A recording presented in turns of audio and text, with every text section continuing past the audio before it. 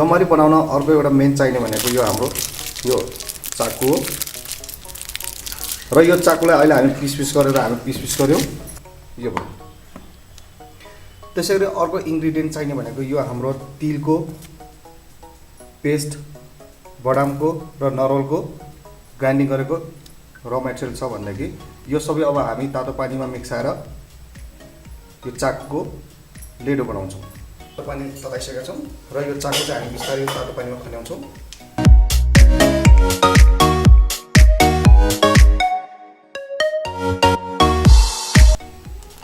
अब यसरी यो चाकुको झोल बनाइसकेपछि अब यो चाकुको झोलमा अघि हामीले ग्राइन्डिङ गरेको तिल, बदाम र नरवल राख्छौँ।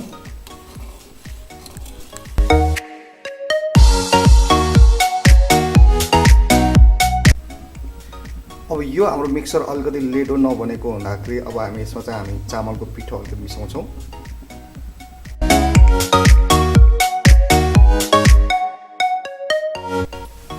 अब यो चाकुलाई यो फाइनल स्टेजमा अब एकचोटि बोइल गर्न दिउँ र यो बोइल सकिसकेपछि अब हाम्रो योमरी भित्र राख्ने यो चाकु चाहिँ अब रेडी भएको छ। योमरी बनाउनको लागि मेन इन्ग्रेडिएन्ट भनेको यो हाम्रो चामलको पिठो हो। अब यो चामलको पिठोमा एकदम तातो पानी राखेर हामी मोल्छौँ र यो योमरी बनाउनको लागि हामी यो चामलको पिठोमा चिसो पानीले काम गर्दैन, त्यही भएर सकेसम्म तातो भाप उडेकै चाहिन्छ ताकि पछि योमरी चाहिँ राम्रो बन्छ।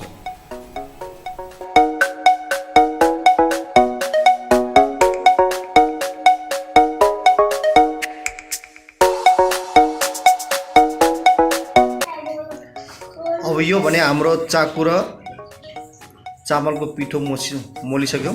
अब हामी योमरी बनाउँदैछौँ।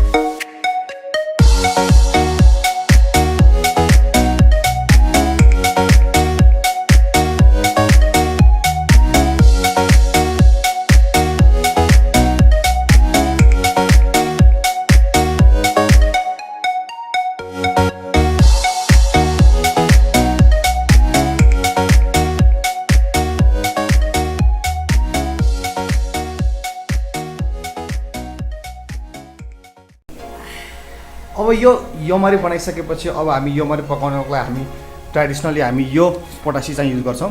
यो पोटासी भनेको माटोको भाँडो हो र यो यसको बटममा चाहिँ पालहरू छ र अब हामी यसमा चाहिँ बोराको एक टुक्रा राखेर हामी योमरी यसमा लोड गर्छौँ।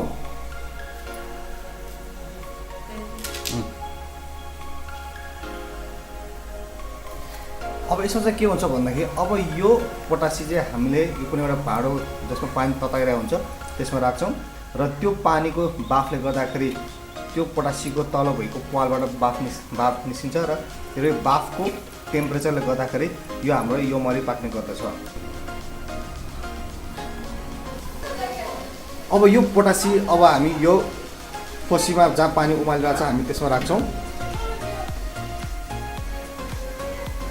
र अब चाहिँ हामी यो योमरी नपाकुन्जेल हामी त्यसलाई यही भाँडोमा राख्छौँ।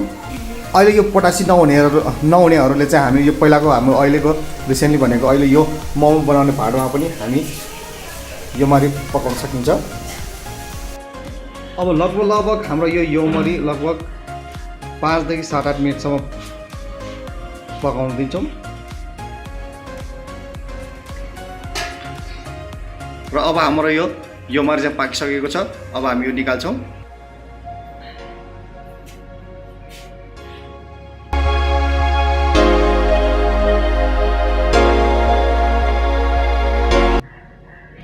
यस हाम्रो यो योमरी चाहिँ अहिले हाम्रो पाकिसकेको छ। अहिले यो खानालाई रेडी भएको छ। आउनुहोस्, तपाईँहरू पनि योमरी खाना आउनुहोस्।